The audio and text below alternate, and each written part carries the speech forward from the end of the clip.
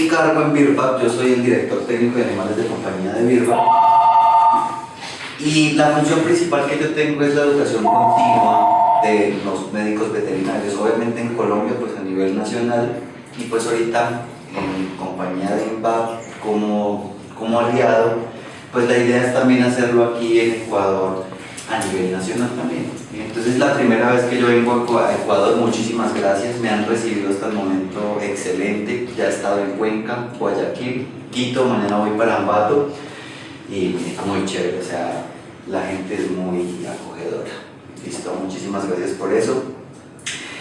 Nosotros, digamos que nos dedicamos a realizar talleres teórico-prácticos en lo que es dermatología, entonces abarcamos pues gran parte de la especialidad. Uno de mis objetivos es volverme referente en el área de la dermatología.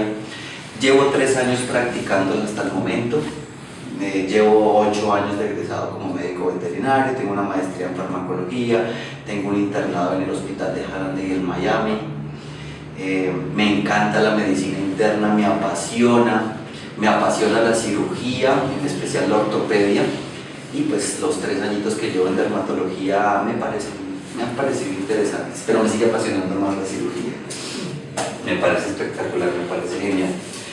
Entonces, bueno, hacemos talleres en la parte de dermatología, como lo hicimos esta mañana, abordaje propedéutico y semiología del paciente de piel, toma correcta de las muestras, interpretación de las muestras, que es bastante fundamental. Hago algo de citología, pero ustedes saben que la citología también es una rama de la dermatología, pero que es muy extensa. Entonces estoy también abarcando algo de citología, y pues ya lo que es el diagnóstico de piel en perros y en gatos, ¿no? Que son especies muy distintas. El gato no es un perro chiquito. El gato es otra especie con otra fisionomía totalmente distinta, entonces eso es importante.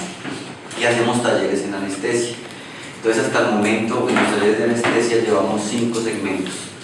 Entonces empezamos con el primero, que sería el de hoy, que hablamos sobre analgesia multimodal enfocada en anestesia balanceada.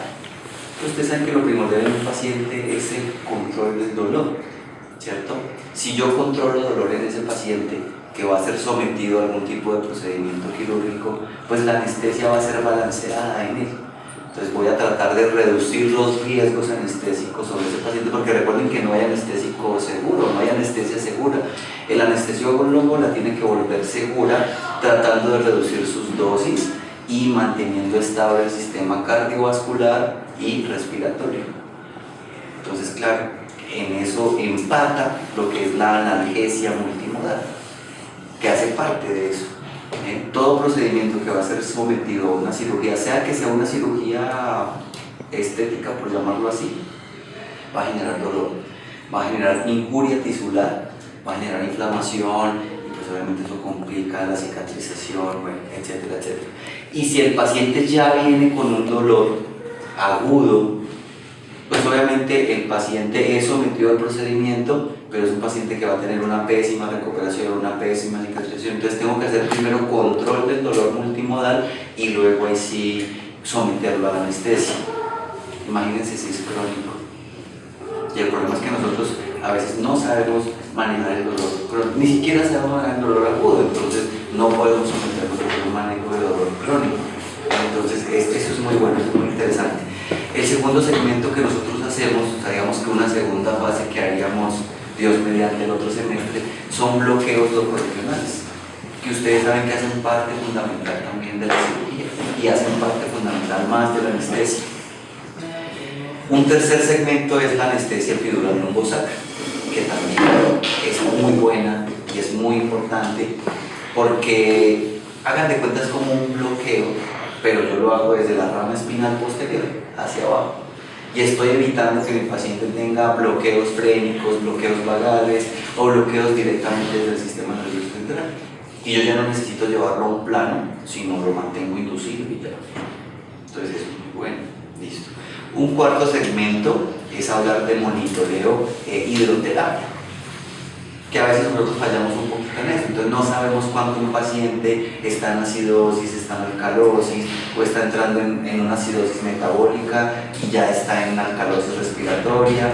Entonces, ¿cómo lo compenso? El uso de los cristaloides, que todavía es muy controversial y no sabemos usarlo, hacer bien un cálculo de hidratación, sí, cálculos rápidos pero también cálculos complejos, ¿no? Porque si me llega un paciente de urgencia, pues yo no me voy a poner a hacer lo que nos enseñaron en la universidad, que entonces sacar la constante de 10 y las pérdidas sensibles, las insensibles, no.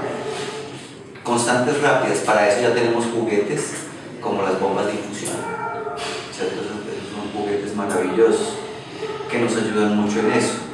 Y la última, entonces, es el uso de la anestesia inhalada.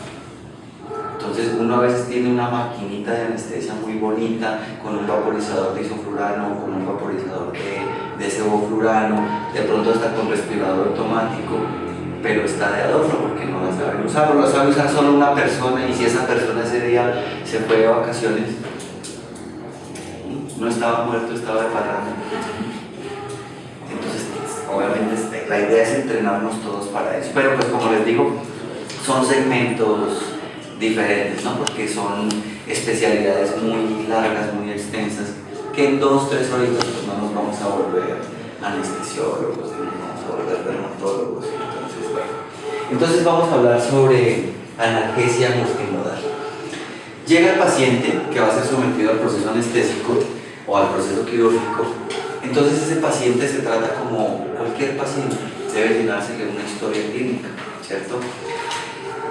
Cuando yo le hago el examen clínico a ese paciente, nosotros debemos tener en cuenta, uno, la especie, porque no es lo mismo anestesiar un perro que un gato, son totalmente diferentes, pensando en algo inicial, que el metabolismo farmacológico hepático, ¿cierto?, enterohepático, o la eliminación del clearance renal que va a hacer el gato y el perro son distintos para todos los anestésicos, todos, desde los opiáceos, que son analgésicos anestésicos muy buenos, desde los barbitúricos, desde el propofol, desde los antagonistas en NMDA, desde la alfaxolona, incluso sedantes tranquilizantes. Entonces lo que hablamos de los alfa-2 agonistas, los fenotiazínicos, las benzodiazepinas, todos tienen una farmacocinética distinta en el perro y distinta en el gato.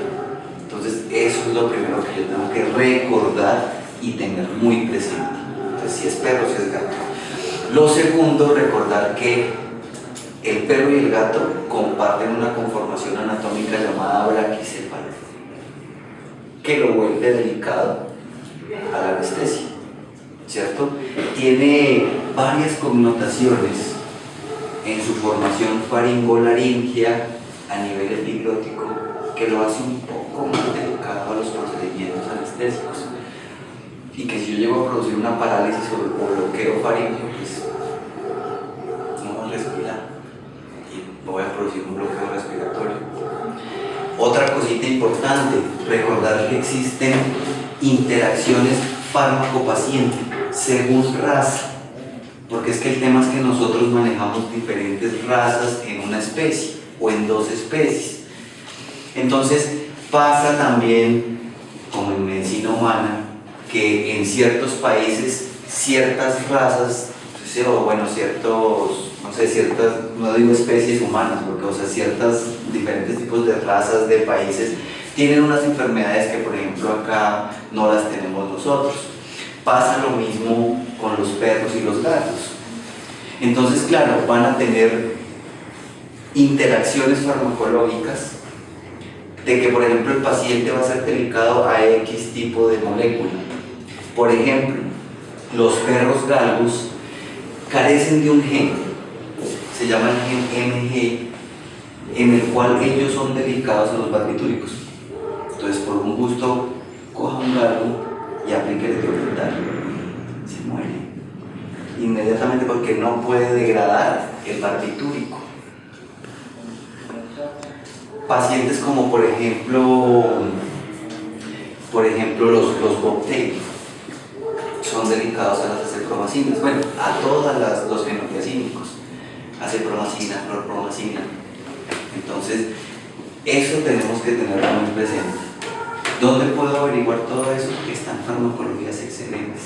La de Plum, ¿sí? Plum, la última edición de Plum es genial para eso. Entonces hay que echarle un repasito nuevamente a eso. Y adicional recordar que hay interacciones fármaco-fármaco también. Entonces, claro, en ese examen clínico, en esa historia clínica, yo debo preguntarle al propietario si el perrito o el gatico está medicado, porque me puede llegar un paciente hipotiroideo con levotiroxina, o me puede llegar un paciente convulsivo con fenobarbital, ¿cierto? O me puede llegar un paciente con dolor crónico con gabapectina o con pregabalina, más de pronto un fentanilo.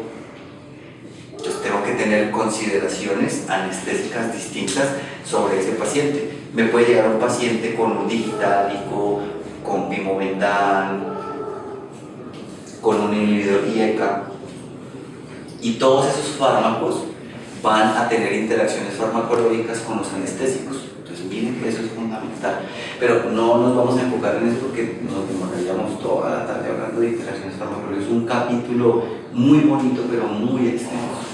¿Listo? Bueno, otra cosa que tenemos que tener muy presente es la edad. No es lo mismo anestesiar un neonato, anestesiar un cachorro, un joven adulto, un adulto o un geriátrico. Eso es distinto. Y cuando yo hablo de edades, entonces ya tenemos que empezar a clasificar a nuestros pacientes en los riesgos ASA. Yo creo que todos los han escuchado, ¿cierto? El riesgo ASA sigue siendo emitido por la Asociación de Anestesiólogos Americanos. O sea, no existe un riesgo ASA veterinario. La Asociación Americana de Anestesiología Veterinaria, la colegiatura, todavía no ha emitido uno propio.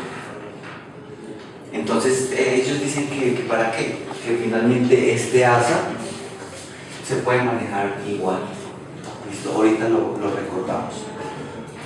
Entonces, claro, no es lo mismo anestesiar cierto tipo de pacientes según su edad, porque recordemos que todos los fármacos anestésicos o sedantes que van a actuar sobre el sistema nervioso central, sea a nivel central directo o periférico, recordemos que el sistema nervioso periférico se divide en dos, ¿me lo recuerdan? Por favor, hacemos un repasito chiquitico de fisiología del sistema nervioso central. El sistema nervioso periférico se divide en simpático y parasimpático, ¿cierto? Que este mismo también se le llama autónomo, ¿verdad? Listo. Entonces, sea que yo vaya a utilizar fármacos que vayan a actuar directamente acá o que vayan a actuar directamente acá, me van a producir algo que se llama hipotensión. Y los pacientes todos tienen que tener mecanismos de defensa para controlar la hipotensión. ¿Cómo lo hacen? Con algo que se llama la vasoconstricción refleja. Entonces automáticamente yo coloco o inyecto uno de estos medicamentos y mi paciente entra en hipotensión, se empiezan a liberar endorfinas, se empiezan a liberar componentes bioquímicos que van a actuar sobre el endotelio vascular. Entonces, claro, se empiezan a liberar bradicininas, endorfinas, se activa el sistema periférico simpático, entonces se empieza a liberar adrenalina y noradrenalina. ¿Y qué ocurre en el sistema cardiovascular? Que se produce una vasoconstricción y me controla la hipotensión. Pero resulta que si yo anestesio un neonato, el neonato es un paciente que acabó de nacer, o sea, es un paciente que el neonato está clasificado más o menos hasta sus 30 días de nacido, ya después ya es cachorro. pero un neonato no tiene la capacidad por sí solo, porque hasta ahora se están desarrollando sus órganos, sus sistemas. Y lo mismo los cachorros, por lo menos hasta sus 10 meses de vida.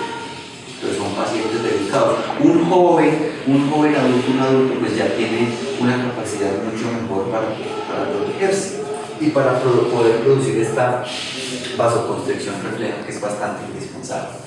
¿Listo? Entonces, claro, no es lo mismo anestesiar ese tipo de pacientes. Ahora imagínense que sea un geriátrico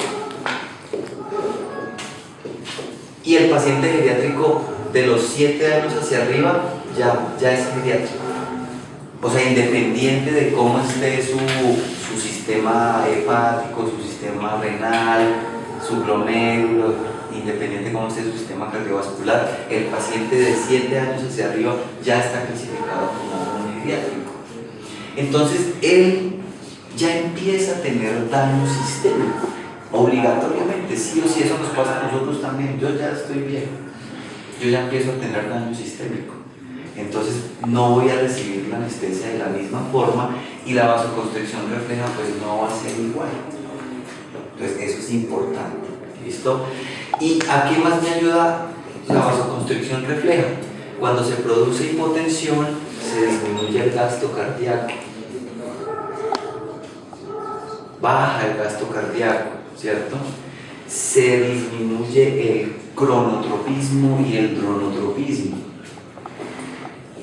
Entonces, si mi paciente no alcanza a controlar esto por sí solo, por la vasoconstricción refleja, es cuando nosotros usamos anticolinérgicos, anti-che, anticolinérgicos, ¿cierto? Anticolinesterasa. O sea,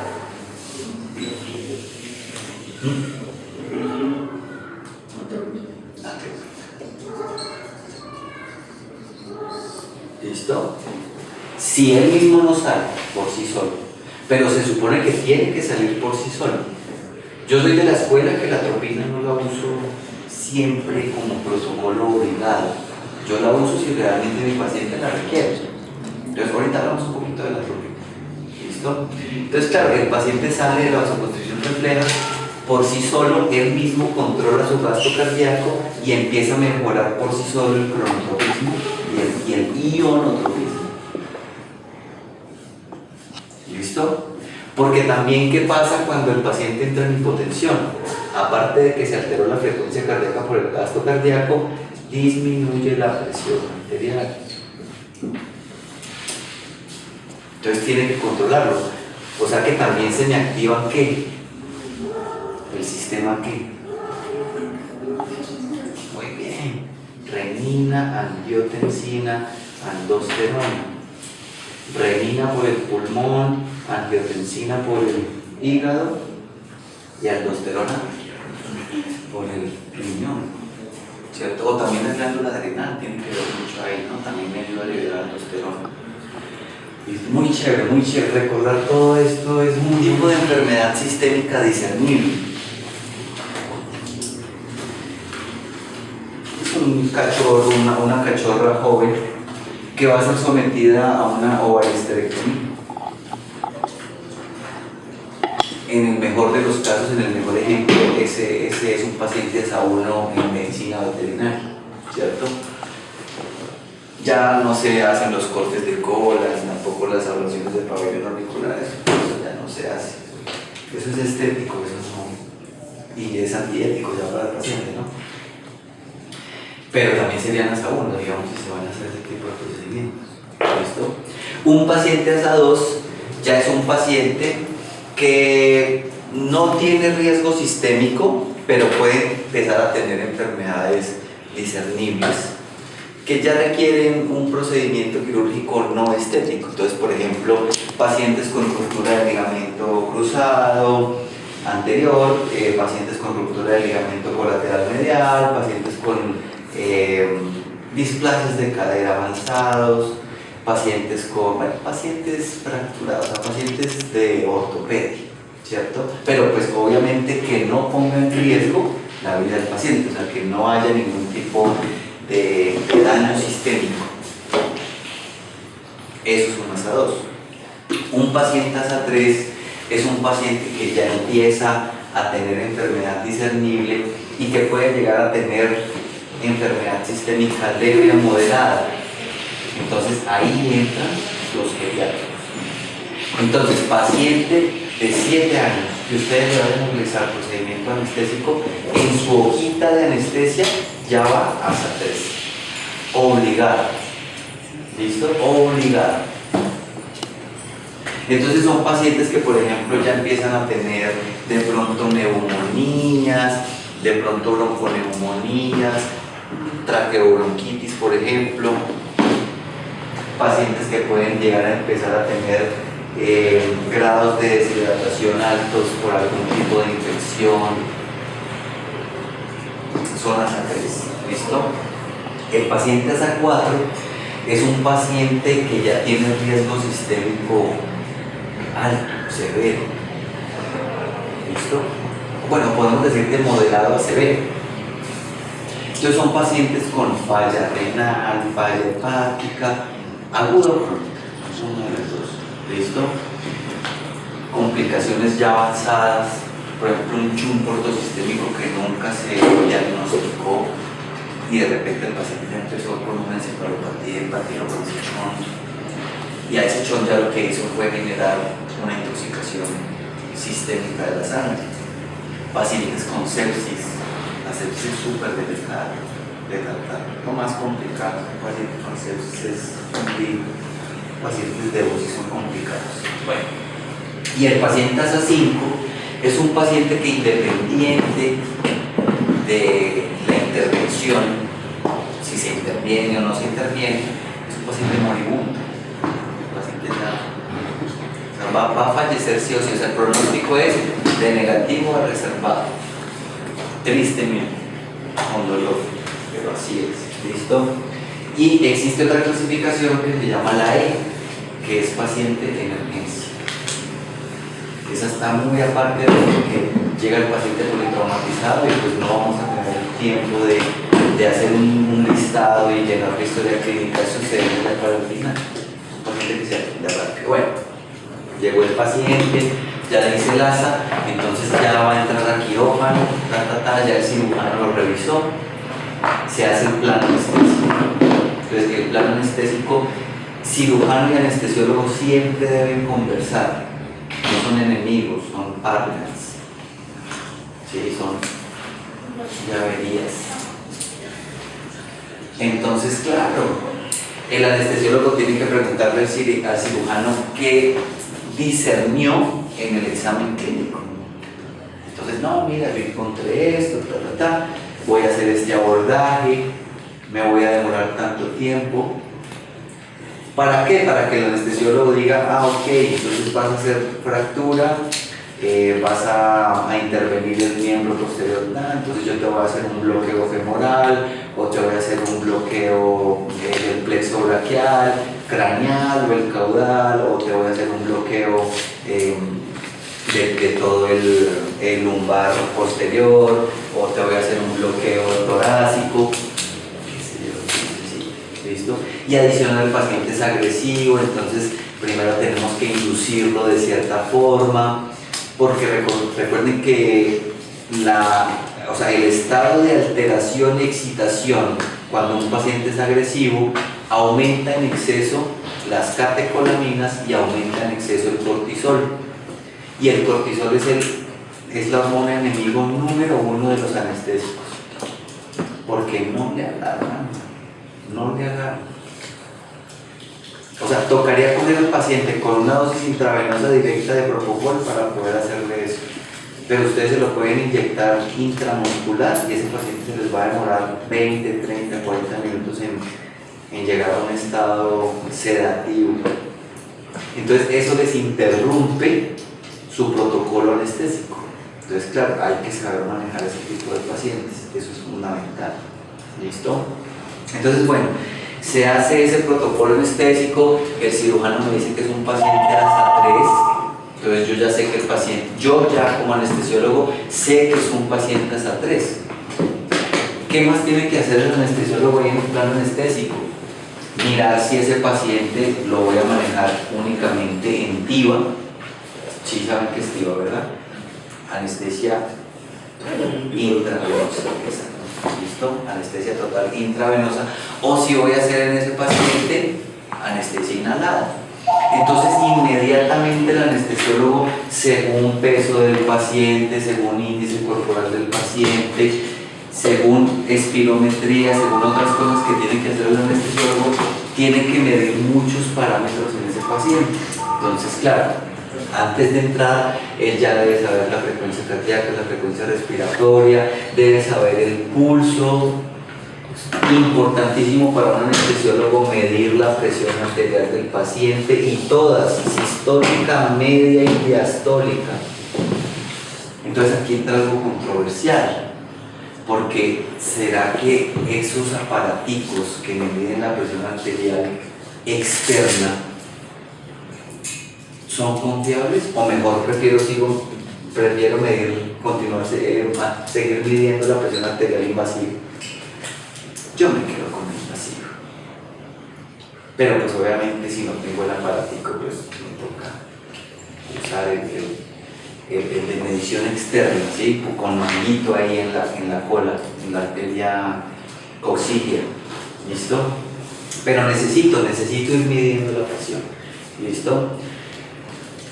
Adicional a eso, cuando se tienen estas variables, entonces el anestesiólogo tiene que sacar la ICAM del paciente y saber el volumen tidal que usa ese paciente en su respiración para poder usar el respirador. O si no se tiene respirador, entonces aunque sea para saber usar el AMBU. Eso es crucial. Entonces miren que el plan anestésico no es solo decir voy a usar silacina, voy a usar propofol, voy a usar acepromacina. Listo, vamos a cirugía. No. Protocolo anestésico es largo, ¿cierto? O si no, entonces pues todos serían anestesiólogos. Y realmente ser anestesiólogo es una responsabilidad complicada. En medicina humana se demora 5 años el internado del anestesiólogo y tiene que hacer primero un internado de 1 año para que el colegio lo reciba o la universidad lo reciba y se pueda certificar. Porque es que la mayor causa de muerte no es la cirugía. O sea, el cirujano, claro, tiene una responsabilidad importante. Pero, por ejemplo, si el cirujano es ortopedista, las causas de muerte de ortopedia, y más, por ejemplo, apendicular, es más complicado la neurocirugía, sí. Pero el paciente no se va a morir, a menos de que ya en una sepsis pues el paciente ya fallezca, pero durante el procedimiento no, durante el procedimiento quien lleva es el anestesiólogo. Y pues obviamente todo eso es fundamental. Y resulta que eso ocurre también en los perros y en los gatos. O sea, igual, ¿listo? Se maneja igual, lo que pasa es que las constantes son diferentes. Porque el volumen tidal de un perro no es el mismo al volumen tidal de un gato. El volumen tidal de un perro de raza miniatura, pequeña, mediana, grande, gigante es diferente. El volumen tidal de un bulldog es diferente al volumen tidal de un pug. Entonces imagínense esa responsabilidad que tenemos los médicos veterinarios tan berracos. Porque por lo menos en medicina humana el volumen tidal de él es igual al mío, es igual al tuyo, es igual al tuyo. En eso sí cambia muchísimo.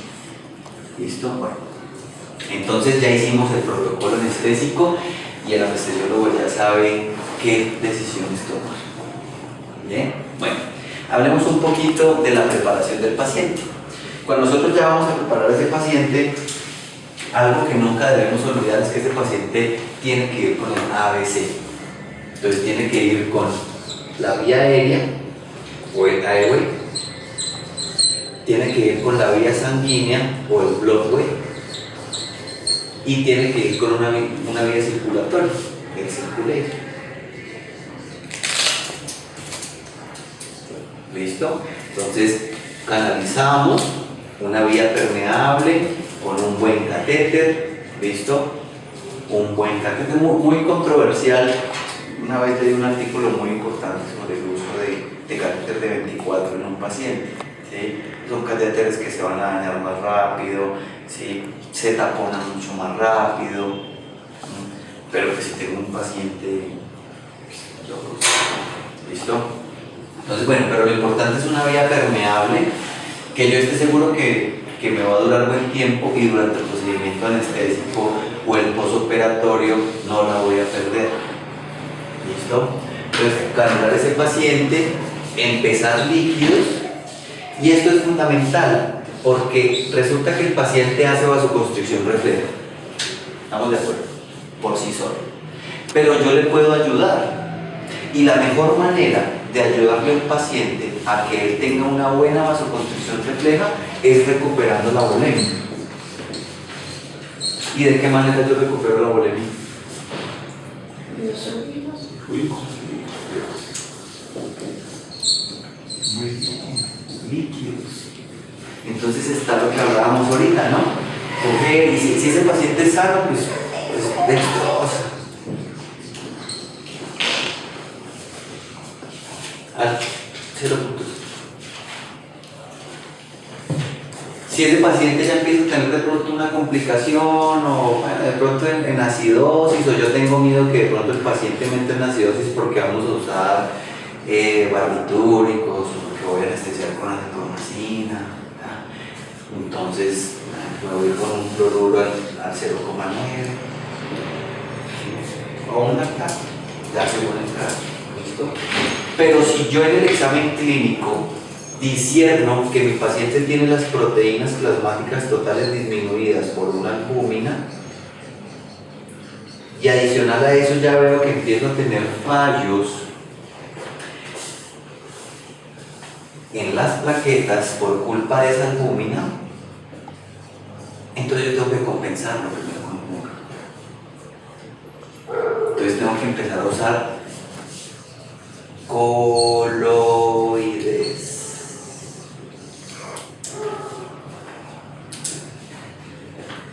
O también se les llama expansores plasmáticos. Y tengo que empezar a compensar a ese paciente. Porque ustedes meten a ese paciente a cirugía así y se les muere. Crean, se les muere. Lo que pasa es que nosotros no nos damos cuenta porque hacemos cirugías fáciles. Pero, ¿qué tal está la cirugía con un paciente en pancreatitis aguda para hacer pancreatomía? Complicado. O pacientes ya con dilatación volvulogástrica mayor a 12 horas, donde todo eso está alterado. Adicional a ese paciente tengo que leerle electrolitos, ¿cierto? Los básicos, entonces sodio, potasio, fósforo y magnesio. Y si mi paciente está en hiponatremia y si mi paciente está en hipopotasemia, pilas, hay que compensársela primero antes de meterlo a cirugía. Entonces, por eso el tema de la vía circulatoria es crucial, como mínimo, por lo menos en la preparación del paciente, 2 horas antes del procedimiento.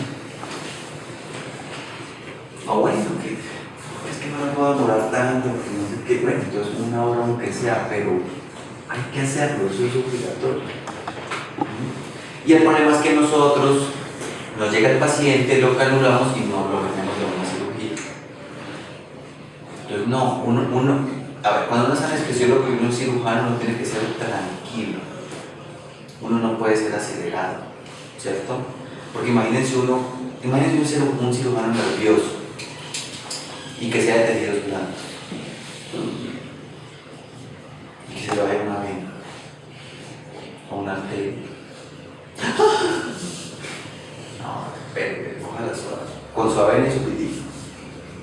Espérate, vamos a buscar la avena también. Mientras tanto, por favor, váyame aplicándole un expansor plasmático para que me produzca vasodilatación y se reduzca un poco la vasoconstricción. Y yo me pongo aquí a buscar la avena. Pero si se altera, se jode. ¿Listo? Entonces lo mismo pues pasa con el paciente cuando llega.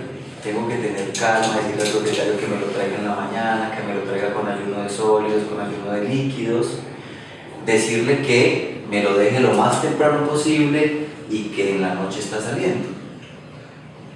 Ahora, como estamos hablando de preparación, entonces cuando hablamos de la parte circulatoria, hablemos del ayuno de sólidos y el ayuno de líquidos.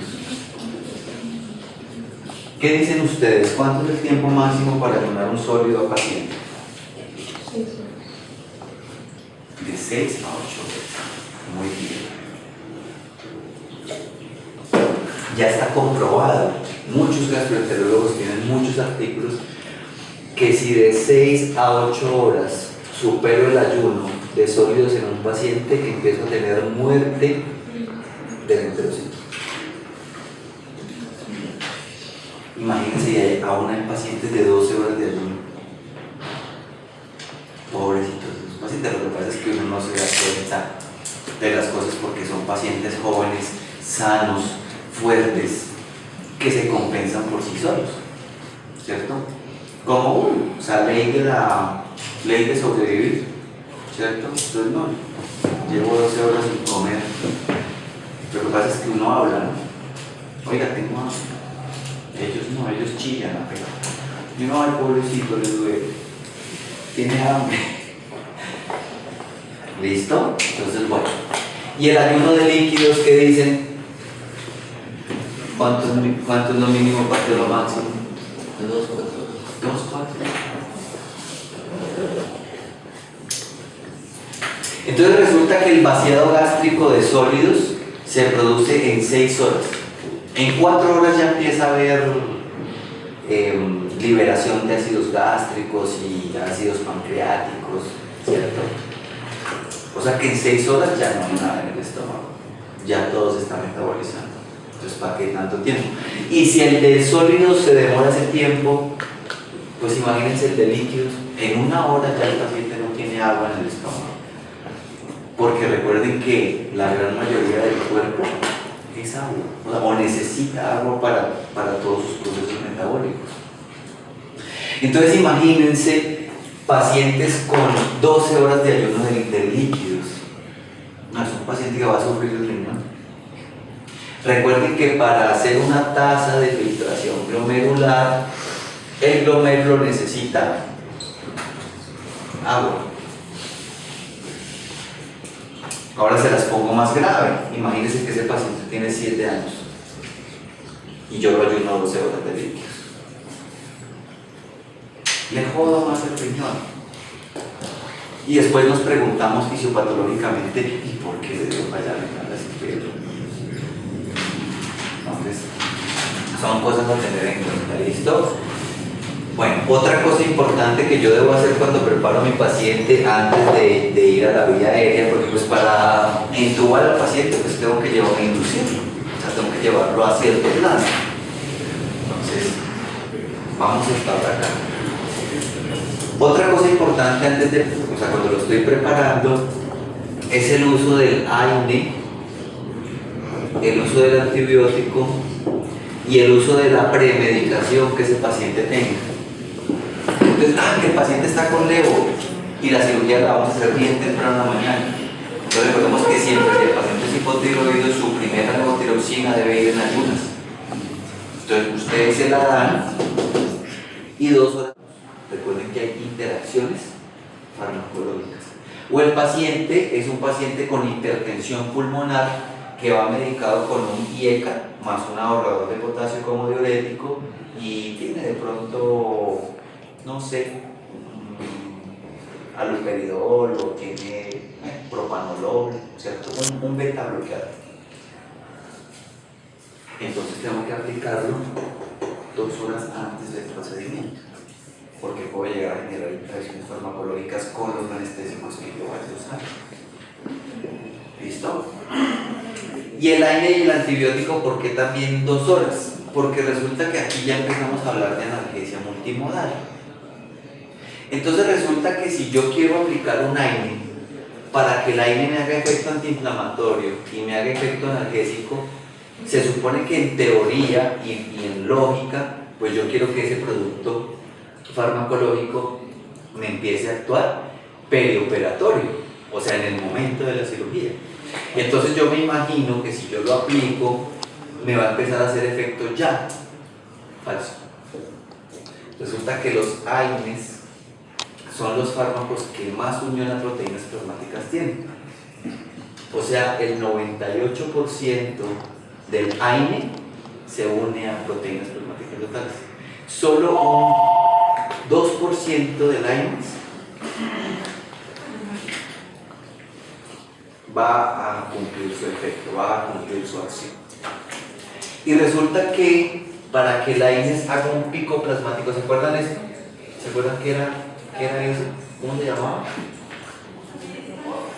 La campana de Gauss. Muy bien.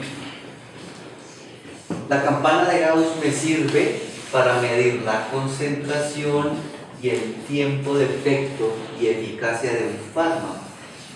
Entonces resulta que el pico de concentración plasmática de los AINES para que me empiecen a hacer efecto es entre 40 a 60 minutos.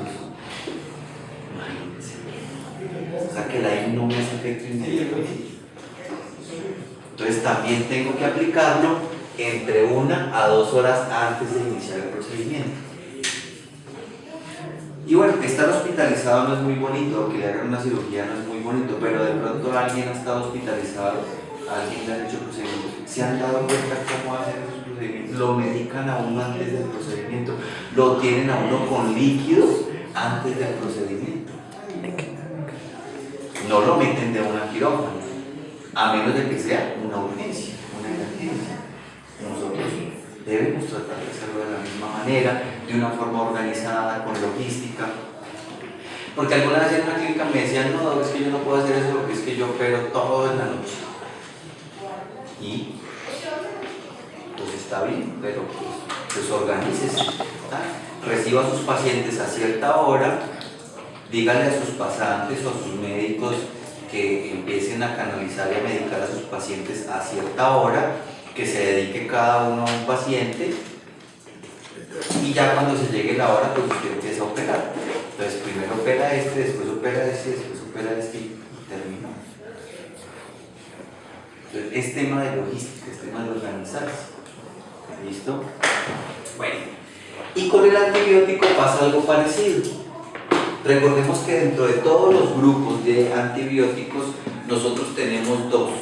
O sea, bueno, dentro de todos los grupos tenemos dos clasificaciones. Los concentración dependientes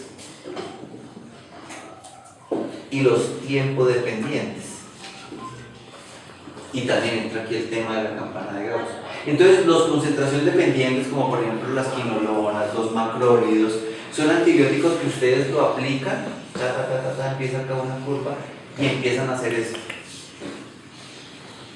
Empieza a decaer e inmediatamente ustedes aplican la siguiente dosis y empieza. Los tiempos dependientes, como por ejemplo las aminopenicilinas o las ciclosporinas, son medicamentos antibióticos que hacen esto. Se caen muy rápido. Por eso se deben manejar cada 8 o cada 12, porque son concentración dependientes. Mientras que, tiempo dependientes. Mientras que los concentración dependientes, pues yo los puedo manejar cada 24, cada 36, cada 48. ¿Listo? Por ejemplo, yo puedo usar quinolonas, una dosis acá, una dosis acá y una dosis acá, y ya me va a dar un efecto prolongado casi hasta por 14 días. Porque su concentración mínima inhibitoria es alta. Mientras que las cefalosporinas, las aminopenicilinas más inhibidores suicidas no. ¿Capiche hasta acá? Mucha cháchara, ¿sí o no? No, señor, he escuchado, bueno, antes se decía que utilizar AINES previo a una cirugía podía aumentar el riesgo de sangrado interno. Sí, claro, siempre lo escucho, siempre me lo preguntan. Y está muy bien la pregunta, claro. Resulta que cuando yo voy a empezar un procedimiento con un AINE, la dosis es de 0.2 miligramos kilo para empezar un efecto de choque. Y si yo uso una segunda dosis a las 24 horas, la uso a 0,1 miligramos kilo. Resulta que para producir una discrasia, eso se llama discrasia, una discrasia plaquetaria, la dosis es de 3 miligramos por kilo de peso. Hagan el cálculo de cuánto tendría yo que aplicarle de AINE para llegar a producir eso. Muchísimo, o sea, casi como 2 centímetros a un paciente de 5 kilos. Lo matan. Sí, o sea, le produce un fallo impresionante. ¿Listo? La ventana está más o menos en 2.2 a 3 miligramos kilo para empezar a producir la discrasia. Digamos que yo voy a ser exagerado y le voy a mandar a este paciente máximo, por ejemplo, meloxicam, que es el más común, ¿sí? Por 7 días máximo. ¿Listo? Háganme el cálculo. Entonces acá, 6 días a 0.1, ¿cuánto es? 0.6. Más el 0.2, 0.8 miligramos le estoy aplicando a ese paciente. Salud. ¿Listo? Y estoy siendo exagerado. Yo nunca he manejado AINES por 7 días. Nunca. Porque si yo quiero hacer un manejo del dolor, yo se lo manejo por 3 días, ¿cierto? Y hago sinergismo de adición, que ahorita hablamos de eso, con un opiáceo. Y en el caso de los perros no uso tramador para el manejo del dolor. En el caso de los perros me voy con fentanilo o me voy con buprenorfina. O si es dolor crónico uso morfina más gabapentina. ¿Listo? Y si veo que el dolor ya me empieza a generar shock neuropático, uso fluoxetina. ¿Qué pacientes son fluoxetina? Los pacientes esquizofrénicos. Por ejemplo, en pacientes con dermatitis psicogénica se produce la fluoxetina. ¿Se habían leído eso o habían escuchado eso? Dermatitis psicogénica, se arrancan el pelo y ya no hay una causa, o sea, eso ya es idiopático, o sea, se arranca el pelo porque es ansioso, entonces tengo que actuar ya sobre su... Esos son azólicos tricíclicos, algo así, no me acuerdo, como la miterpidina, por ejemplo.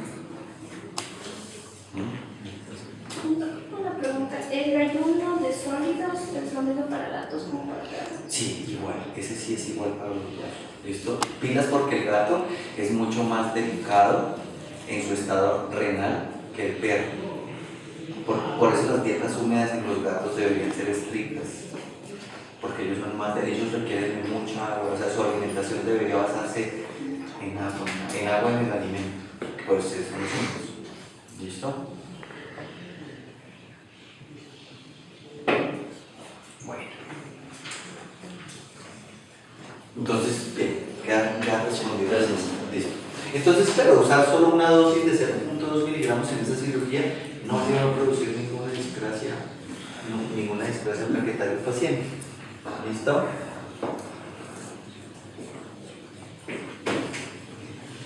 Bueno, hablemos del dolor. Para producir dolor, o para que se produzca dolor, tiene que existir una injuria. Una injuria que me produzca un daño tisular. Pero ese daño tisular en el cuerpo debe traducirse de manera bioquímica para que el cuerpo lo reconozca. Entonces, apenas se produce el daño tisular, las células comienzan a liberar neuropéptidos. Neuropéptidos que todos hemos escuchado, no se confundan con el nombre, simplemente son citoquinas proinflamatorias. Entonces acá van interleuquinas, van bradykininas, van prostaglandinas, ¿cierto? Todo eso. Se produce el estímulo, aumenta el umbral del dolor me produce algo que se llama el estímulo inocuo, que el estímulo inocuo simplemente es la apertura de los canales de potasio y los canales de hidrógeno sobre las células para poder hiperpolarizarlas. Se disminuye el umbral del dolor y se produce hiperalgesia. Esto es dolor crónico, agudo, perdón. Eso es dolor agudo. Esa es la fisiopatología del dolor agudo. ¿Cómo se llama esto? Sensibilización periférica. Perdón los mamarrachos. Sensibilización periférica. Entonces, ¿en qué consiste el dolor? En sensibilizar un nervio. Ahora, ¿cómo es la fisiopatología del dolor crónico? Se perpetúa esta hiperalgesia, obviamente no se puede controlar el daño tisular, entonces continúa. Llega a la médula espinal y me activa unos receptores que se llaman los NMDA.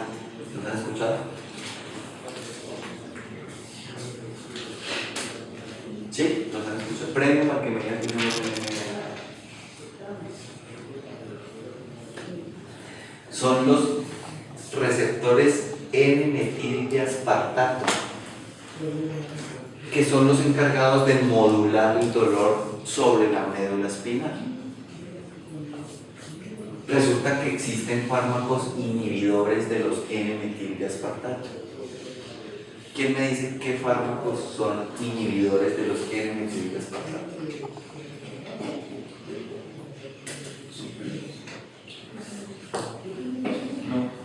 Los opioides sí actúan sobre la médula, pero no actúan sobre el... Porque recuerden que los opioides son agonistas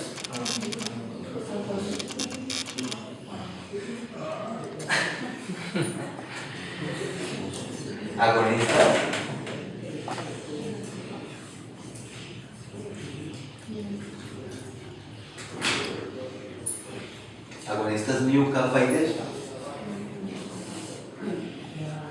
¿cierto? Y que si hablamos, por ejemplo, del butorfanol, es un agonista antagonista, es un agonista mu antagonista kappa. Y si hablamos de la buprenorfina, es distinta. ¿Listo? La ketamina es un antagonista NMDA. Y aquí entra el soletil. El soletil tiene tiletamina más tolazepam. La tiletamina es un primo hermano de la ketamina, que le quitaron un isómero sintético para que tuviera pues efectos más mejor que la ketamina. ¿Listo?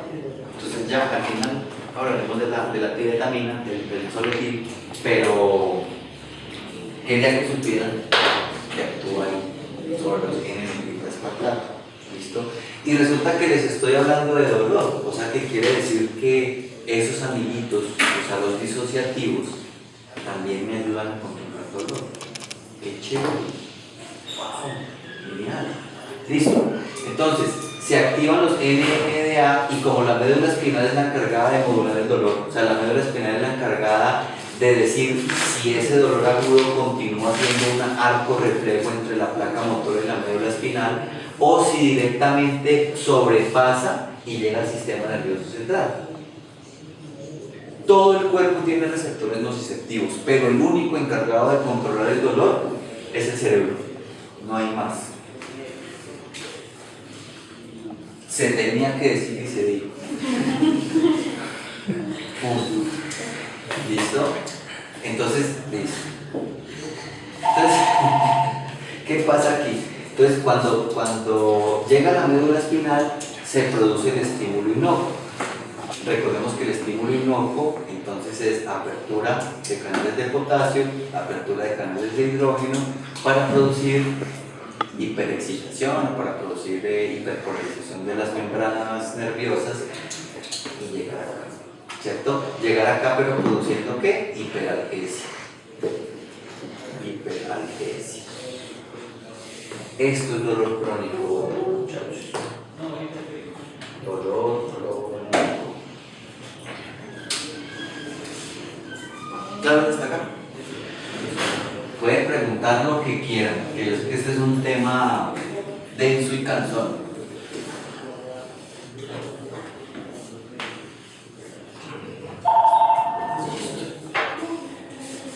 Ahora, ¿qué pasa? Vamos a hacer analgesia multimodal preventiva. Analgesia multimodal preventiva. ¿Cómo se hace la analgesia multimodal preventiva? Inhibiendo la sensibilización.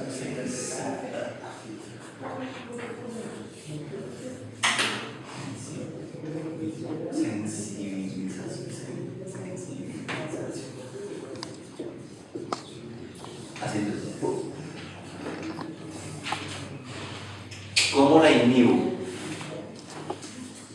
En 4 pasos. Entonces, primero, tengo que evitar la traducción.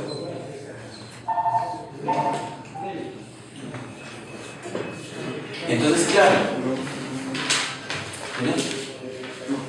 Entonces, claro, para que la injuria la reconozca el cuerpo, tiene que producir un efecto bioquímico. Ese efecto bioquímico se llama inflamación. Entonces yo tengo que inhibir la producción de la inflamación. ¿Qué fármaco creen ustedes que me inhibe la inflamación? Los AINES, corticoides. Los AINES. Y es válido el uso del corticoide ahí. Lo que pasa es que todavía tiene muchas consideraciones farmacocinéticas que no se han descubierto de cómo actúan como analgésicos o como antiinflamatorios. Se supone que porque inhiben también las ciclooxigenasas e inhiben desde la fosfolipasa 2, pero hay teorías que dicen que no alcanzan a inhibir toda la cascada completa. Veremos a ver con qué nos salen más adelante los farmacólogos investigadores. Bien. Lo siguiente, si yo dejo que se produzca la traducción, es la transmisión. O sea, va a haber una transmisión nerviosa del estímulo. Entonces tengo que también inhibir la transmisión nerviosa. ¿Qué fármacos creen que me inhiben la transmisión nerviosa? La ketamina, los disociativos.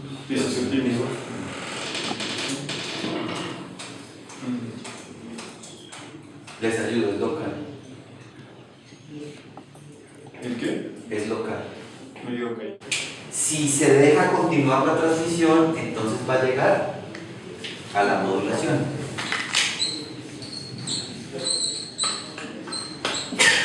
Salud. Modulación. ¿Quién les dije que era la encargada de producir modulación del dolor? ¿Listo? Y aquí, en la modulación, sí hay 3 fármacos que me pueden ayudar a controlarla. Entonces, el doctor dijo ahorita unos muy importantes. Lidocaína. Eso. No, Los disociativos, las benzodiazepinas, los opioides. Entonces, opioides, Benzodiazepinas, esas, barbitúricos. los N-metil, los antagonistas, N-metildeaspartato, o sea, disociativos, y uno que ustedes ni se imaginan. Se ha nombrado un montón, pero no le ha atinado. Los alfa 2 agonistas. La silacina, la medetomidina, la dexmedetomidina, todas esas bellezas también actúan ahí. O sea que miren, o sea que una silacina me ayuda a controlar el dolor. No, yo no sabía eso, qué bacano. Listo, entonces chévere. Y por último, o sea, miren que es lógica de todo lo que he explicado hasta el momento, la fisiopatología del dolor, cómo es la sensibilización, es lógico, ¿no? Se produce una traducción bioquímica para la inflamación. Esa inflamación hace que se transmita el dolor. La transmisión del dolor por la neurona aferente llega a la médula espinal. La médula espinal la modula y le dice, no, devuélvase. Tenemos dolor agudo, devuélvase, ¿cierto? Que recordemos que el dolor agudo se divide en dos: somático y visceral. Y eso es importante recordarlo. Gracias. Eso es importante recordarlo, porque hay fármacos opiáceos que no tienen efecto visceral. Y si el dolor es visceral, eso duele. Cuando yo me refiero a visceral, no quiere decir que sea solo vísceras. El dolor del corazón, dolor del riñón, dolor hepático, dolor pancreático, dolor entérico, dolor gástrico, eso duele mucho. Y generalmente el dolor visceral tiende a ser dolor referido. ¿Han escuchado alguna vez el dolor referido? Y en perros y gatos existe el dolor referido. Lo que pasa es que los perros y los gatos tienen un umbral del dolor muy alto. Pinches animalitos y son fuertes. Yo los admiro. En serio, yo admiro los perros y los gatos. Cuando yo tenía 13 años, o sea, cuando era loquillo, yo montaba tabla y me fracturé la pierna izquierda, la tibia y peroné distal. Y fue un sábado y había festivo. Y en esa época no tenía prepagada, o sea, era del CISBEN. Entonces no me atendieron sino hasta el martes. No, yo quería morir. Si yo me acuerdo, yo quería morir. O sea, yo mandaba a putear a todo el mundo.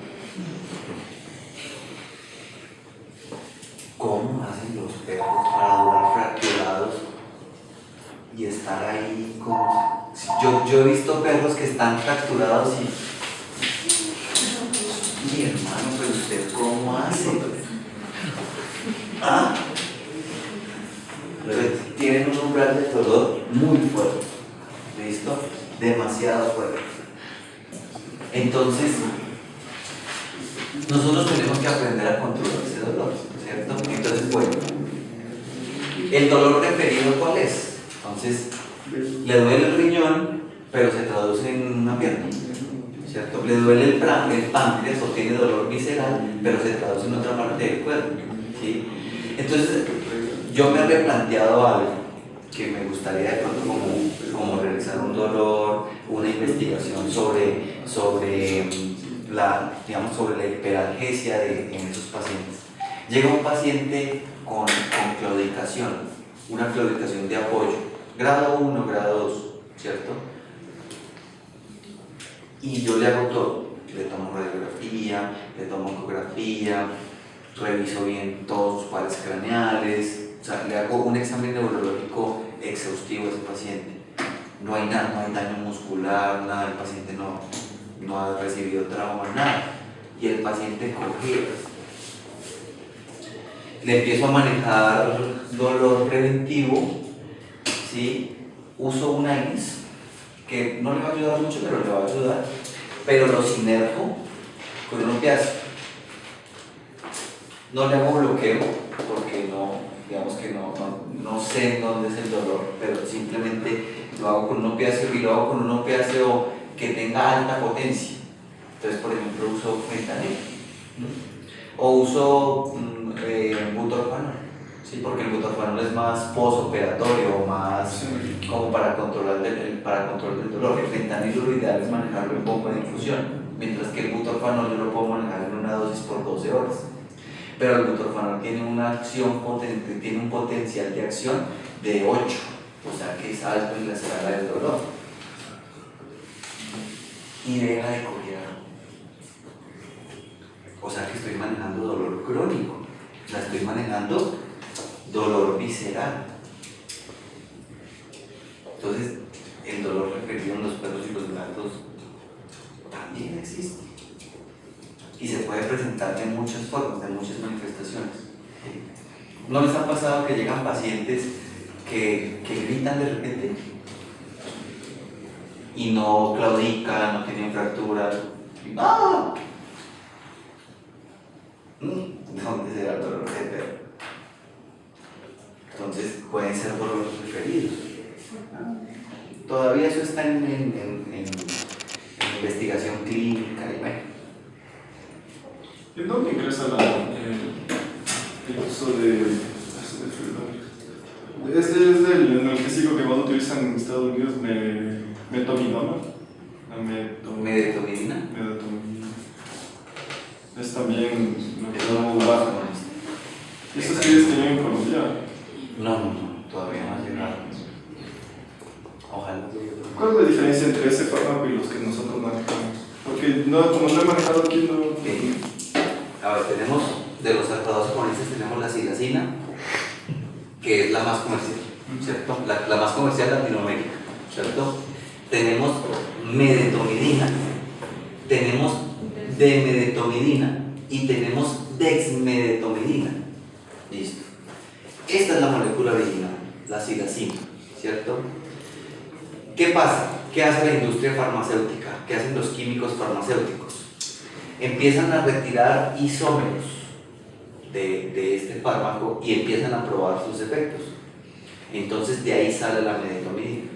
Entonces luego retiran otros dos de acá y sale la demedetomidina, y luego retiran otros dos de acá y aquí sale la dexmedetomidina. Simplemente son fórmulas mejoradas del primero que reduce sus dosis y aumenta su eficacia farmacológica. Entonces, si la silacina tiene una ventana terapéutica entre 0.5 a 1.1 miligramos por kilo de peso, la medetomidina usted la maneja de 0.1 a 0.3 miligramos por kilo de peso. También mejora la vida media del fármaco, mejora la excreción del fármaco y todo. Mejora la farmacocinética. Pero la farmacodinámica va a ser lo mismo. Sí, es una alfa-2, ¿cierto? O sea, estimula los receptores alfa-2 por liberación de adrenalina, de catecolaminas, que va a llegar al sistema nervioso central. Es lo que hicieron con mesoletil. Es lo que hicieron con eso. La ketamina, le quitaron un isómero, le hicieron. Entonces, la ketamina, que es la original, ¿cierto? Recordemos que la ketamina viene de las metanfetaminas, ¿no? Entonces le quitaron, fueron como 3 isómeros y salió la ketamina, ¿listo? Pero pues eso sí lo saben los jueves.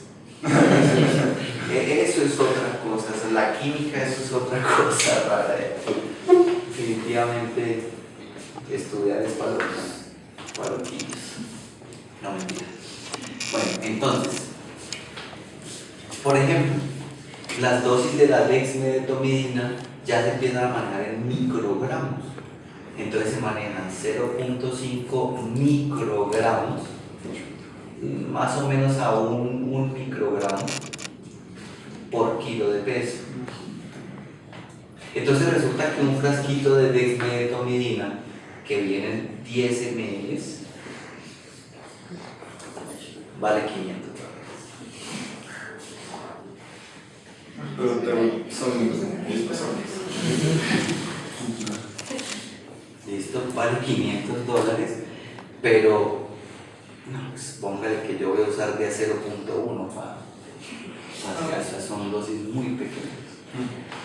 ¿Listo? Y son fármacos muy buenos. ¿Listo? Pero también son fármacos peligrosos si no se saben usar porque son muy potentes.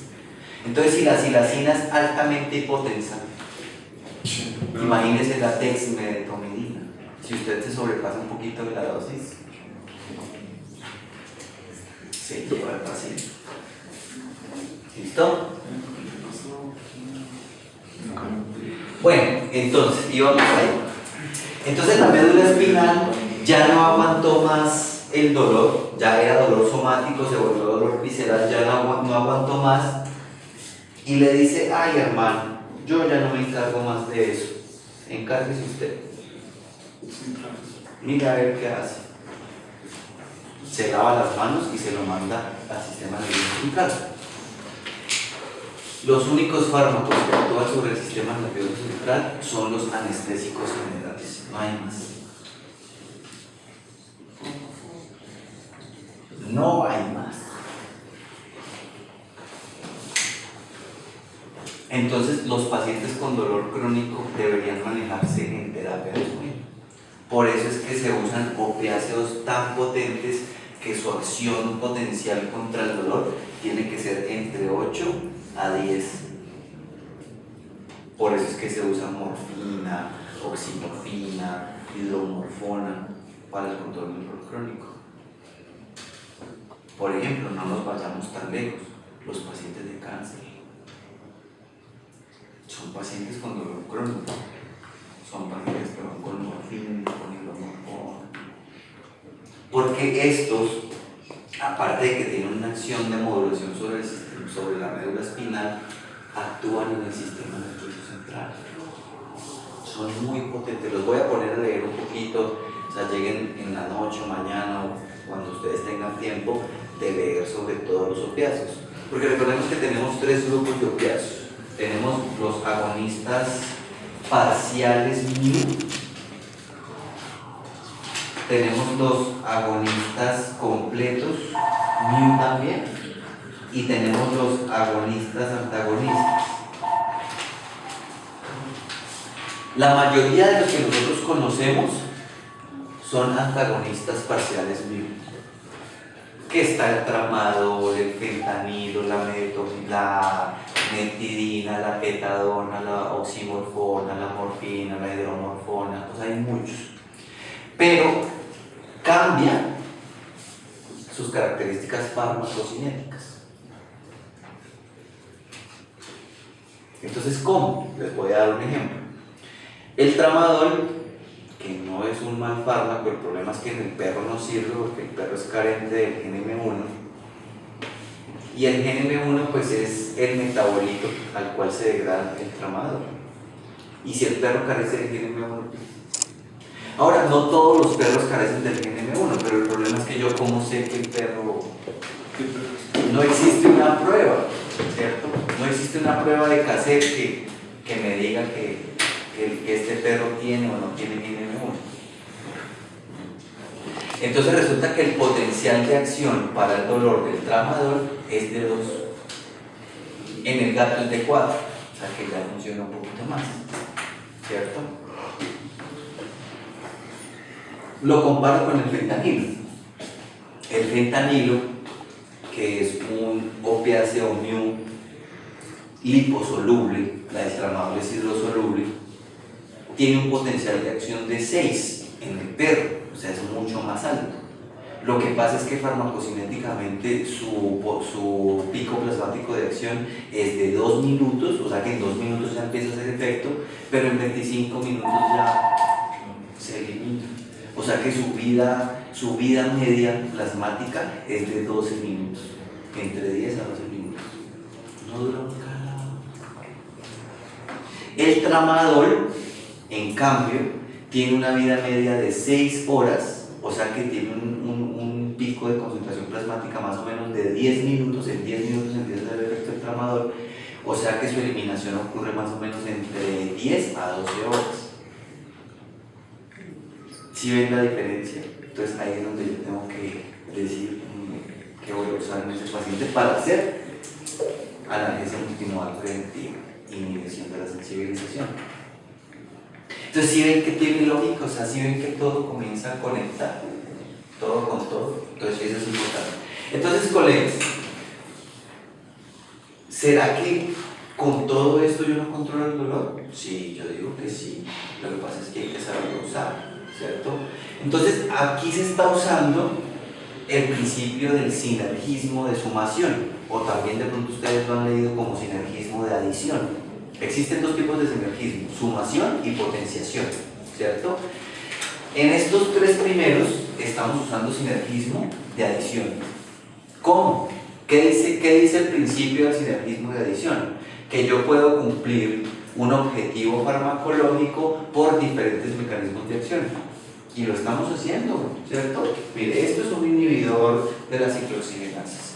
Esto es un inhibidor de las fosfolipasadas. Estos son inhibidores de los canales de calcio y los canales de potasio. Estos son antagonistas mu, kappa y delta. Estos son antagonistas NMDA. Estos son antagonistas alfa-2 agonistas, que también ayudan sobre el dolor. Entonces cada uno se sinergia el uno con el otro, ¿cierto? Este apoya a este apoya a este apoya a este apoya a este y se apoyan todos. Y ya cuando voy a usar el anestésico general, entonces hago sinergismo de potenciación. O sea, quiere decir que cojo todo esto y potencio el anestésico general. Entonces aquí es donde yo entro a hablar de anestesia balanceada. Entonces ya hice todo esto, ya controlé el dolor. Ahora voy a usar anestesia sobre mi paciente. Entonces digamos que voy a usar Tivas y voy a usar Soletil.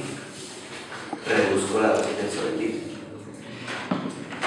Entonces Soletil. Para ir a la práctica porque no soy tan. Soletil es un inductor. O sea, es un anestésico inductor. ¿Qué quiere decir que es inductor? Que yo voy a inducir a mi paciente a un plano quirúrgico, ¿cierto? La tiletamina el Soletil es tiletamina más solazepam.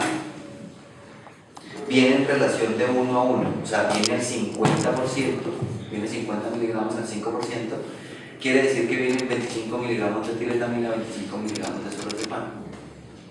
Y es inductor, o sea, me induce al paciente a llevarlo a una hipnosis profunda, ¿cierto? El Soletil es concentración dependiente. O sea, ¿qué quiere decir? Que según el tiempo que yo quiero mantener a mi paciente inducido, debo elevar la dosis del producto. Y la dosis mínima para producir una hipnosis profunda es de 7 miligramos en el perro y de 5 miligramos en el gato. Hipnosis profunda, o sea, quiere decir que llevo a mi paciente a plano. Soletil funciona muy bien cuando yo voy a hacer exámenes clínicos, toma de biopsias, cuando voy a tomar suturas por algún tipo de trauma, injurias en los pacientes. Pero una recomendación que yo les hago es cuando ustedes vayan a hacer procesos quirúrgicos largos y muy invasivos, tienen que hacer todo esto. Y obviamente incluir Soletil sobre su protocolo. Y hacer mantenimiento. Entonces el mantenimiento, si ustedes lo hacen en TIVA, ya usan otro tipo de fármacos para hacer el TIVA, como por ejemplo el Propofol, alfaxolona, que creo que no, ustedes no tienen todavía alfaxolona, o usan un barbitúrico, un tiopental a dosis muy baja. ¿Y por qué muy baja? Porque ya hicimos esto y ya estamos potenciando el efecto del anestésico general. O si van a usar anestesia inhalada, entonces hacen todo su cálculo para anestesia inhalada. Si usan isoflurano, chévere. Si usan sevoflurano, mucho mejor. Y les comento que uno puede llegar a manejar ICAM de 1.1, de 1.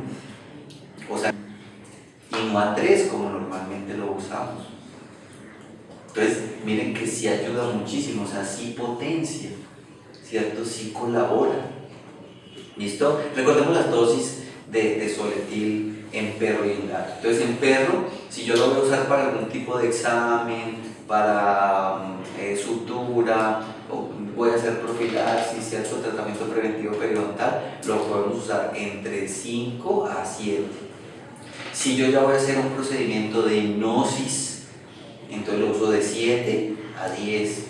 Y si yo voy a hacer un procedimiento más largo, o sea, necesito que mi paciente dure mucho más tiempo inducido, hasta 15 en el perro. Pero como ya les digo, cuando son cirugías mayores, va con todo esto. ¿Listo?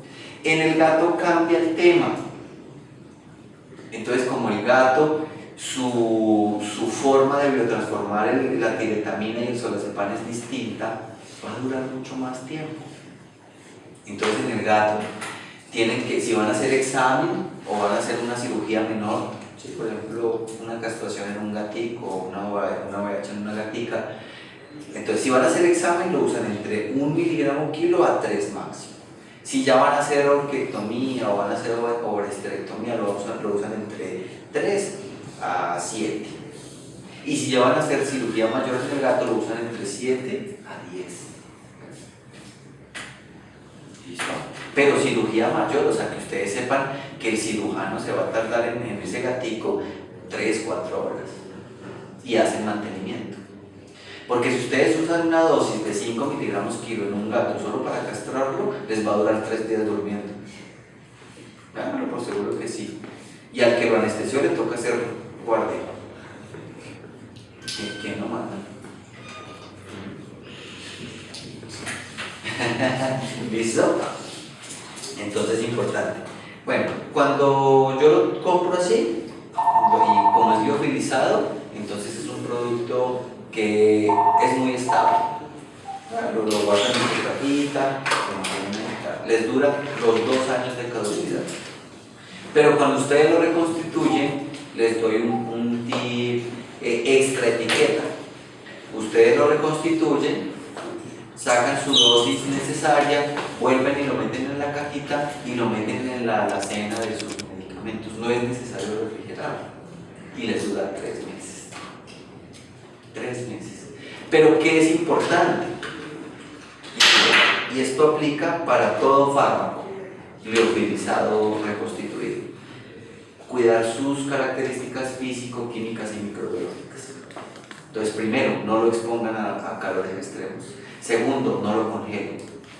Tercero, no le metan nada, o sea, no lo mezclen con absolutamente nada. ¿Por qué se los digo? Porque en Colombia hay colegas que cogen este frasquito y le meten atropina, le meten ketamina, le meten acepromacina, o sea, hacen una bomba. Pues mucho eso se cae y se explota.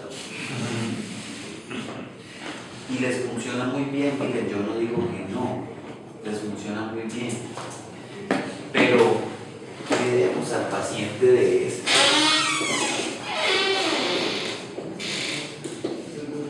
Cuidemos al paciente de la hipotensión.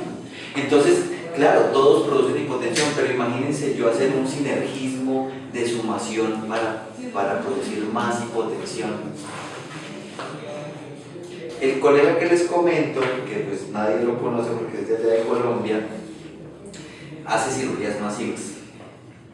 Entonces, claro, llegan los gaticos o llegan los perros, tanto los operan rápido, es la técnica lateral que yo la detesto. Y pasan al posoperatorio, entonces es una manada aquí de gatos, una manada aquí de perros. Y yo los veo, ay, pobrecitos, a mí me provoca. Yo no le digo nada porque compra mucho sobre todo.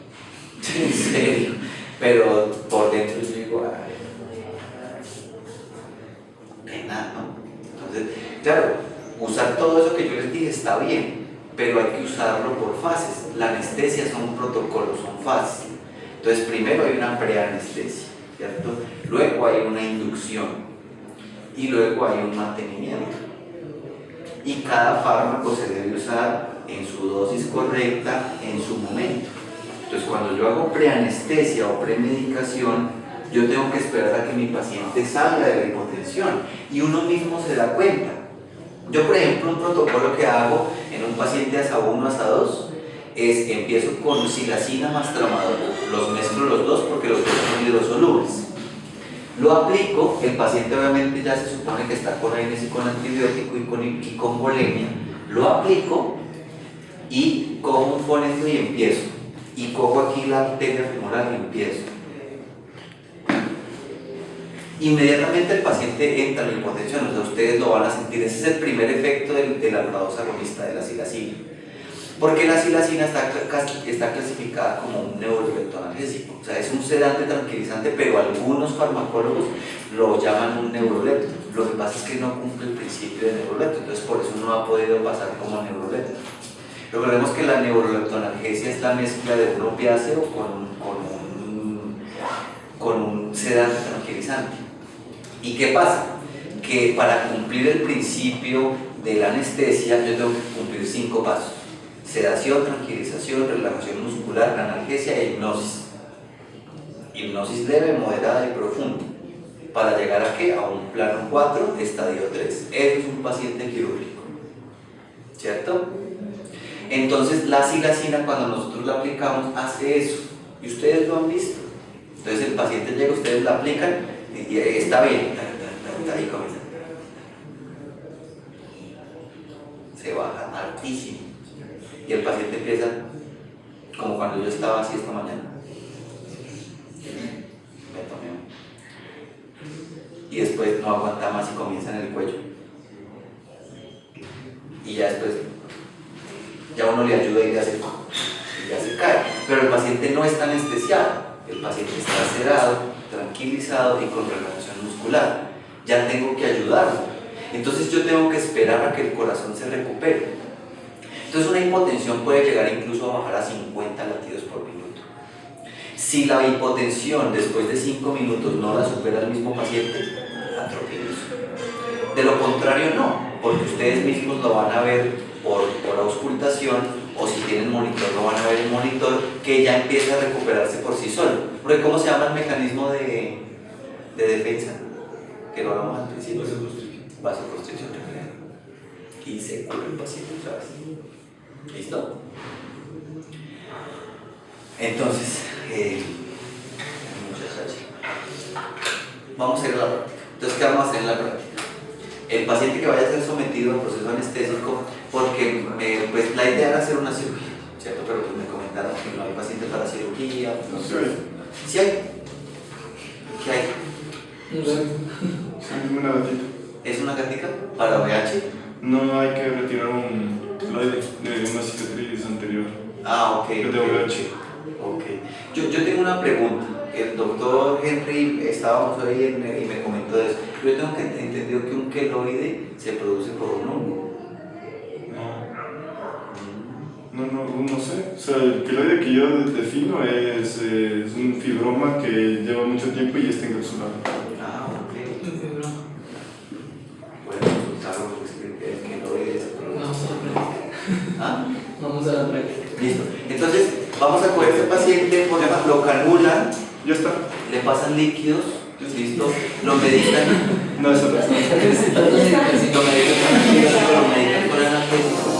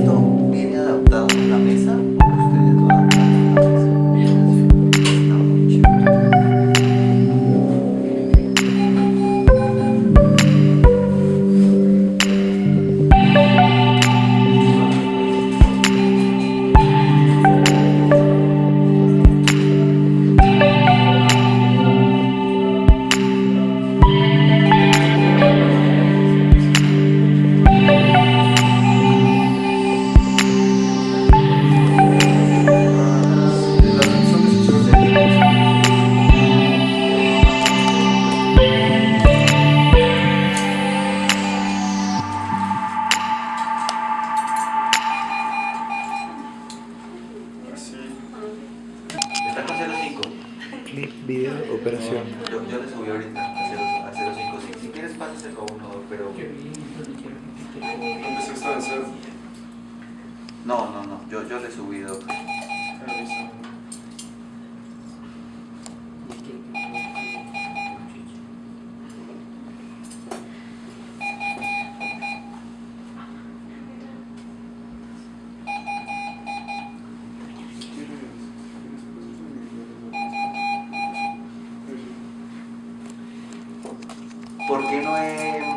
¿Por qué no he usado el vaporizador? O sea, ¿por qué no lo he abierto?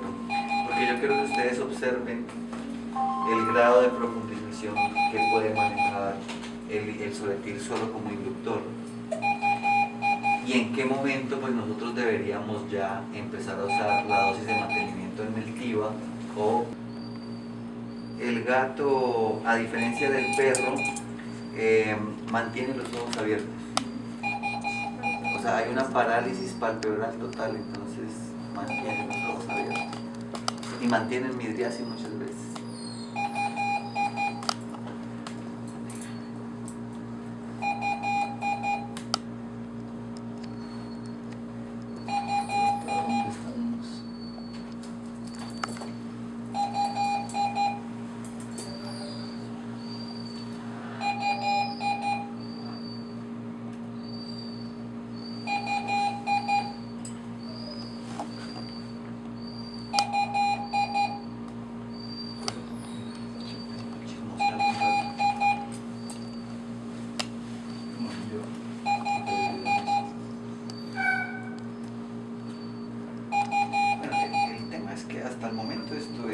Esto puede ser grasa, ¿cierto? O sea, aquí te falta mucho, pues esto es fascia, te falta mucho para llegar al músculo.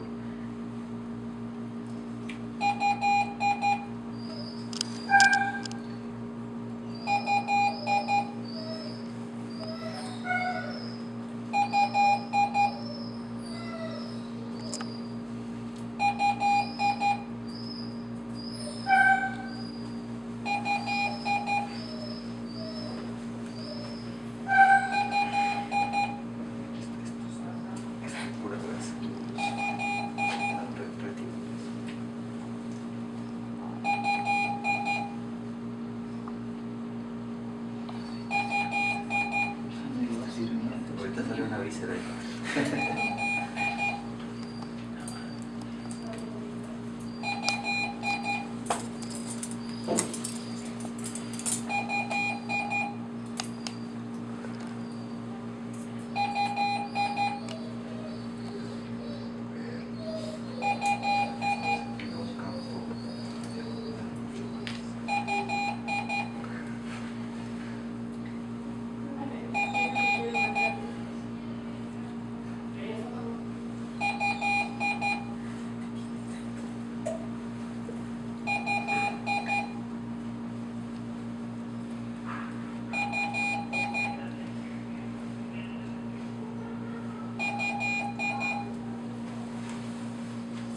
Paso la lipo.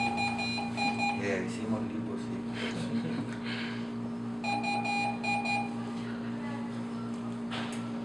Va a estar agradecida. Va a quedar como Amparo Grisal. ¿Sí saben quién es Amparo Grisal? No. Es una colombiana que tiene como 80 años, pero se ha hecho más cirugías que... Es una actriz. ¿Qué actor? Se hizo novelas muy viejas. Pero por ejemplo ahorita sale en un programa que se llama... se me olvidó, donde cantan.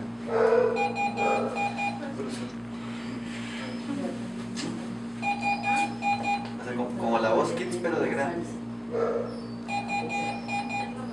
Y sale ahí con Andrés Cepeda y con... O sea, es jurado de los que cantan.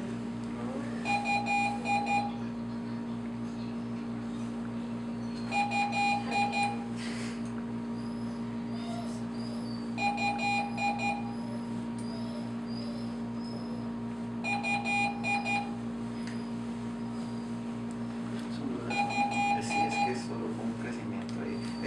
puede ser un lipoma. Lipoma muscular.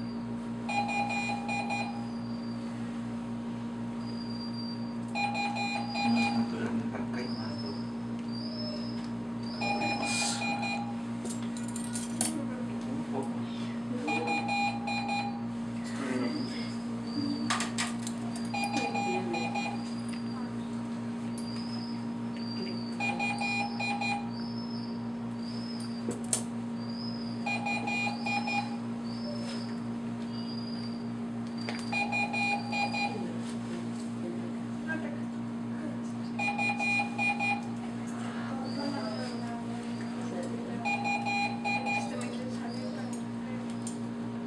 Con la manipulación comienzas a ver las alarmas.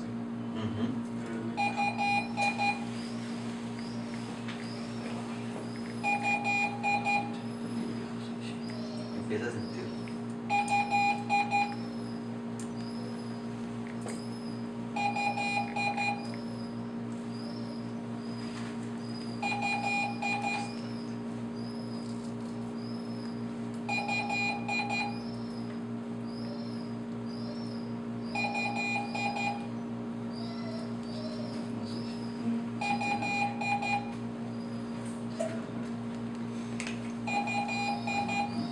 Sí, y aquí ya llega el peritoneum, la emoción que ya ve, está herniado.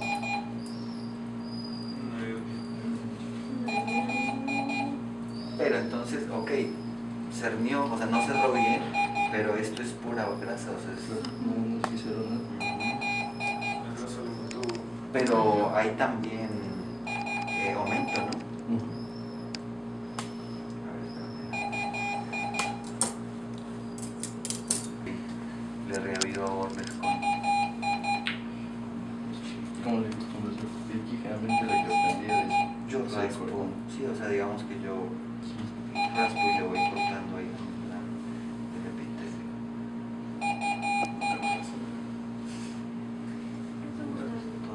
Me gustan los zapatos.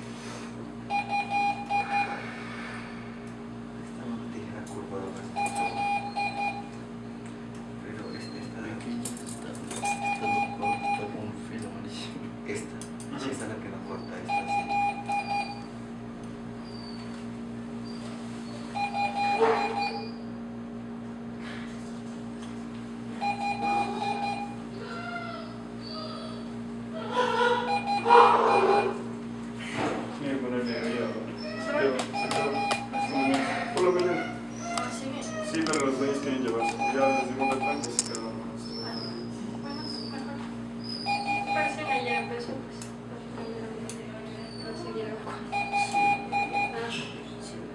Tuvo un momento explosivo con eso. Oye, No, ya los intereses son mi hija. claro, pues fue el día que yo le hospitalicé, por eso te digo, ¿sabes? Pero ya ahorita el vómito se fue, ya no tengo. Ajá, por eso está como una presentación. Ayer en la mañana, o sea, a la madrugada tuvo un vómito, pero mi Dios, no tuvo nada. Ajá. Y sí estaba reportado de problema. Todo lo que debe haber está bien. Ya, muchas gracias, muchas gracias. Escribirás cualquier cosa que necesites. Tal vez te evitas porque me mandó caras de sueño y no me contestó. Se preguntan cosas, ¿no?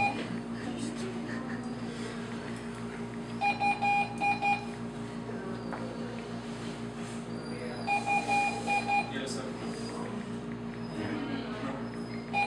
Sí.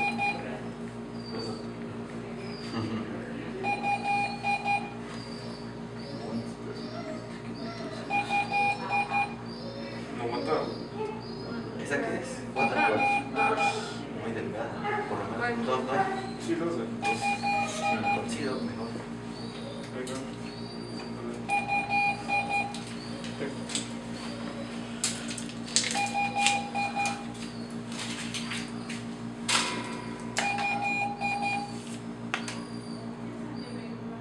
Entonces, la aguja ancha. No, pues está bien.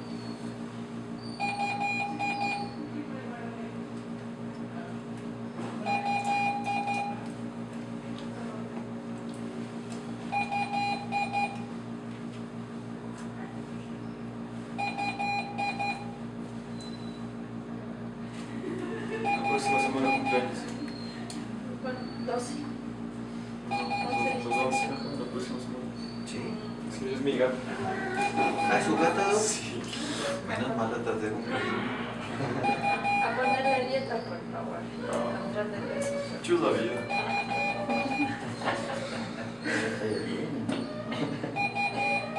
Este es agotado. Que no se sabe qué vida tuvo. Y al rato coge y se arranca el pelo del estrés. Ok, ok. Por eso utilizar lo que dijo. Puede ser psicogénica, ¿no? ¿Cómo era? Fluoxetina. Utilízale, haz experimentos. O sea, aquí te vas a comer De aquí mañana, bueno, a las 6 de la mañana. Este es tu. Ese, ¿qué Te pasa? sacar a la madre. No, sí he estado viajando a full, dando capacitaciones del tiempo. Este de ¿Sabes qué? No puedo, mi esposa. Amor. Sí, lastimosamente no. hay unos pedazos. Aparte, no sé, alguna malformación o algo. Hicimos estudios y eso, pero de pronto alguna malformación. Así no se olvida. Nosotros nosotros podemos sobrellevar la situación. Pero es que nosotros los sentimos se parecen en alguna más. Claro, y ella sí es desde el primer día. Fue muy fuerte. Muy Son fuerte. experiencias de vida. No, y la ilusión es la próxima Queda. Aproximar un Oye, poquito. justo también, bueno, ya se reincorporan estos días, porque sí ha estado, incluso ella tiene que hablar del dolor súper alto. No, no, para nada. Igual, pues vean, Me le ayudo acá afrontando y ya. esta semana, porque si no se me deprime. Claro, sí. Pero vamos bien, vamos bien. Son bonitas a inicios del matrimonio, casi en los 5 meses. Por ahí vamos a ¿Ya ver. probaste? Sí, amigo. Sí, para atrás asusta. Muerde. Sí, qué pena. Esto, pues. Sí, Dios se lo por estas cosas. Ya, tranquilo. Ya, ya casi. Los ecuatorianos son impuntuales. ¿Ah? Los ecuatorianos son impuntuales. Ah, sí, los colombianos también. Igual. Ya todas. Es que hemos estado con el tiempo atrás. Sí, aquí también. 7 de la Aquí nos mañana empezamos llego, 3:30. 7 de la mañana, sí, llego 7 de la mañana. Un tráfico hasta llegar acá 8:15 desde el aeropuerto. Bueno, de aquí está cerquita, hombre. Sí, eso por suerte me voy para acá, atrás, ya.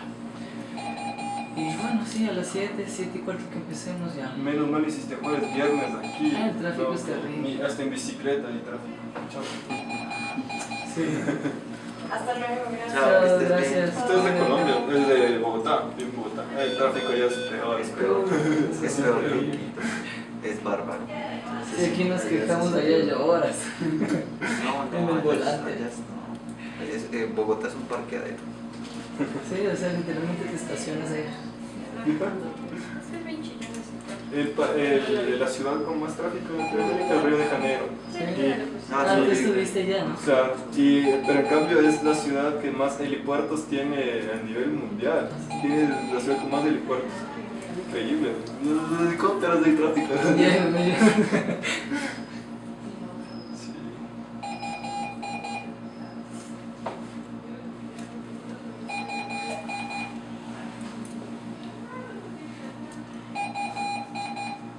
Que le quede bonita, si no ya sabes que la mamá sabe dónde vives. Cirugía estética. Con la misma dos horas esta semana. Mañana llega. Así que no, sí. tranquilo que fue en el eco no se ve nada. Le paso la ciudad. Sí, al final tuve una hernia, ¿no? No, usted está haciendo su Solo así. Sí. Ah, ya. A la final fue una. Se extrajeron la Iatrogénica. grasita y le superaste la hernia. Sí, sí, sí. ¿Cerraste? No, el doctor. Ah.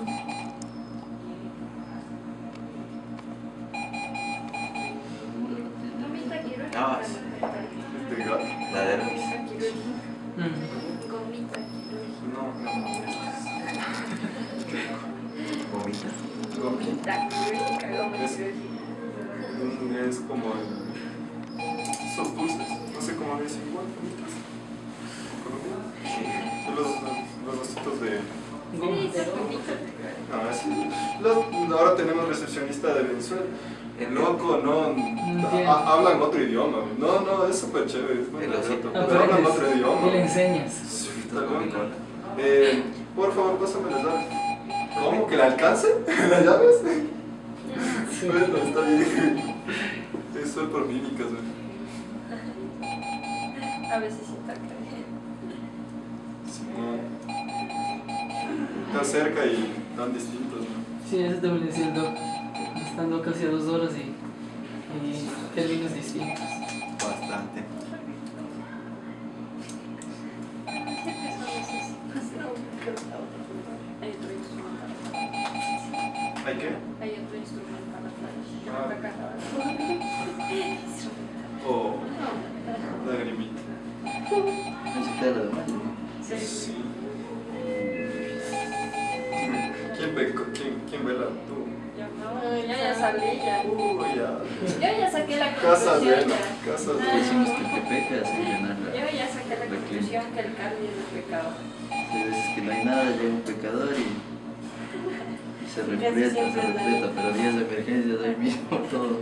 Usted cuando Generalmente tenga es la turno para normal. las dos chicas de aquel lado, ya sabe que no va a sentarse ni tomar un respiro. Mentira, ayer estuve No, tranquila. trae uno tras otro. Nada que 3 le llegaron. El martes fue el martes. No, que se no. fue con Y ustedes no. el martes, si no ves los juguetes, se veía el Ya está con la guía.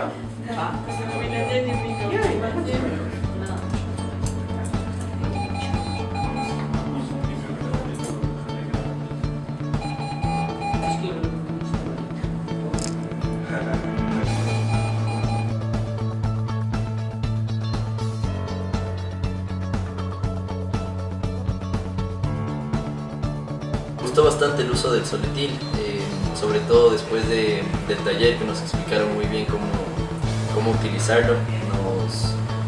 Bueno, pusimos a prueba en un paciente antes de una cirugía y la sedación fue bastante buena. Durante la cirugía igual estuvo el paciente bastante estable. Diría que es una experiencia bastante positiva el uso del soletil. Una verdadera supresión del dolor, un buen manejo analgésico. Y darnos esta prueba de cómo el soletil es muy eficiente utilizando esto y ver igual cómo actuó en el paciente, menor uso de sevoflurano, menor uso de otros fármacos y bastante estable la cirugía, entonces nos gustó bastante. Bueno, realmente como director técnico de animales de compañía de BIRPA Colombia, en la invitación y en la alianza que nosotros manejamos con INVAP, Me pareció bastante interesante la práctica que realizamos hoy con nuestros colegas de la clínica veterinaria All Pets de Quito. Realmente fue muy enriquecedora. Cuando pasamos a la parte práctica de la cirugía, anestesiamos una gata de 11 años, una gata geriátrica, donde usamos un protocolo básico, hicimos neuroleptoanalgesia con un alfa-2 agonista más tramadol e inducimos con Soletil. Los colegas se pudieron dar cuenta el grado de profundización que tiene el producto, se pudieron dar cuenta la eficacia que tiene al momento de aplicarlo, que realmente es muy rápido de uso intravenoso, y la estabilidad cardíaca y respiratoria que da. No nos generó ningún tipo de apnea respiratoria y la paciente respondió muy bien. Al final se manejó un pequeño mantenimiento con sevofluran, pero lo manejamos a máximo 1 del vaporizador y empezamos por 0.5, continuamos con 1, pero fue como los 15 minutos posteriores a la cirugía. Entonces realmente fue bastante enriquecedora. El consejo: usen Soletil, que es un anestésico bastante estable, que me mantiene la frecuencia cardíaca y la frecuencia respiratoria en óptimas condiciones. Muchas gracias mis colegas de Ecuador y de Quito, y muchas gracias a los colegas de All Pets.